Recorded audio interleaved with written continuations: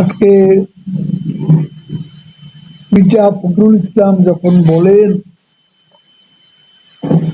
বাকশালী হিসাবে,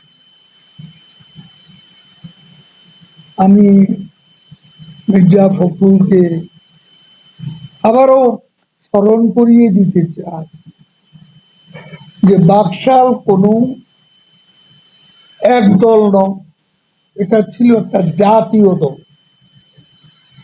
এবং এটার নামটা কৃষক আর শ্রমিক যুক্ত করা হয়েছে। এটা তো আওয়ামী লীগ, কৃষক শ্রমিক আওয়ামী লীগ, আর এটাকে এক বাকশাল বলে একটা গালিতে পরিণত করা দূরভিসন্ধি অনেকেরই ছিল।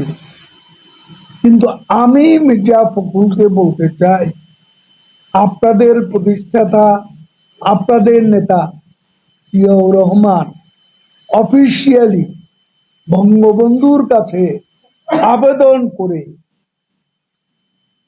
বাকশালের সদস্য আবেদন করে, সেটার কি জবাব দিল? সেটা আরো দু একবার বলেছি, জবাব পাই।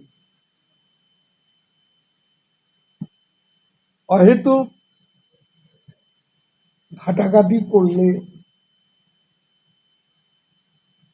আপনাদের চেহারাটাই উন্নত।